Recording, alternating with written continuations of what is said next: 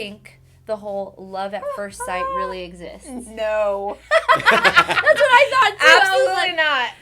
And where do we get that from? Thank God it doesn't, because I would have been in love like 47 times. That phrase, okay, it drives me crazy. Okay, tell us why. It drives me crazy because you have to cultivate love. When you look at someone for the first time, what you're feeling is attraction, for sure, but it's not love, because you have to cultivate love. You have to choose love. I totally agree. And we get that from movies. That is where we've gotten it from, and it's such a false idea, and it drives me crazy.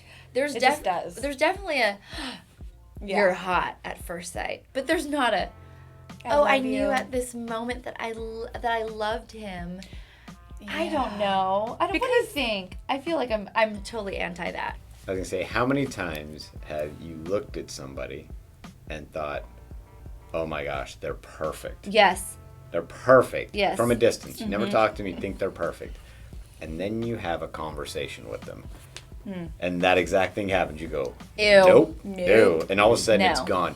That just goes to show you that is... It's not true. What you're feeling is infatuation at first sight. Yeah. There's that. I mean, infatuation at first sight is real. Eventually that point in marriage comes where that person rolls over and you're like, who is this? Damn! You know?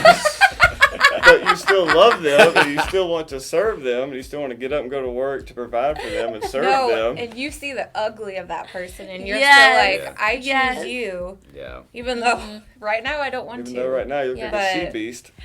Yeah. I mean.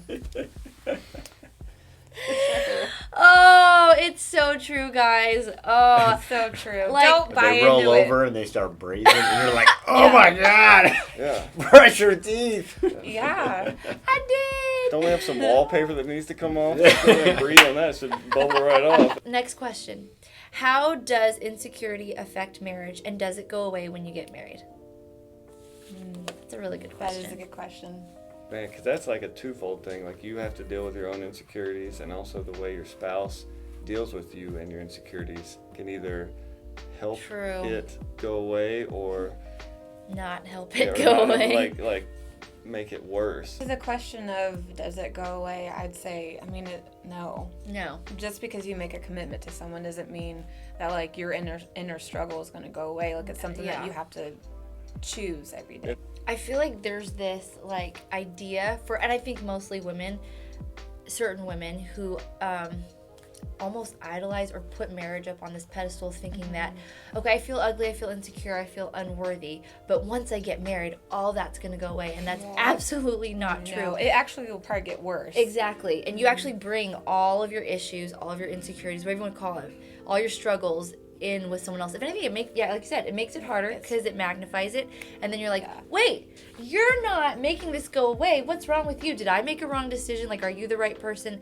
Like, it's kind of a twisted idea. Well, from a male perspective too, dealing with Brittany's insecurities, there's only so much you can do as a man to alleviate those things, and it's really between her and the Lord. And what about a man's insecurities too, though? You see guys controlling their women because they're insecure and they don't trust them. You see women trying to control their men because they're insecure. Like, you basically bring that in, that insecurity inside the marriage. And yes, you're on that journey where you're fighting for one another, and you're creating the opportunity for the person to overcome that insecurity.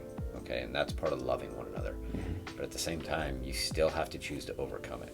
Well, I remember she was going through all these insecurities and everything, so then my response was to try and give her everything she wanted to heal whatever's going on. And then all of a sudden I'm like, this isn't right, because she's still struggling with all these things. Well, and you had someone say, one of my best friends said something to you that... one of her best friends said, it's not your job to make her happy. And that was huge for him, because he was because if she wasn't happy, I was like always like striving and clawing to try and make her happy, because I felt like if she's not happy, I'm not doing something right.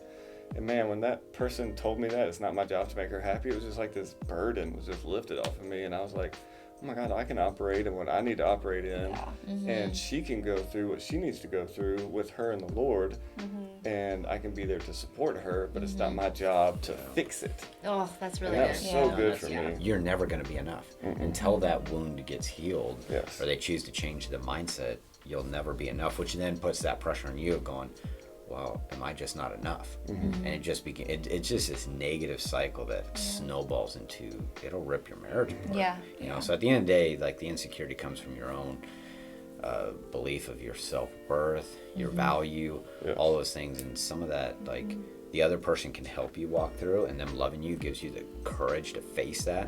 But at the end of the day, you still have to face it.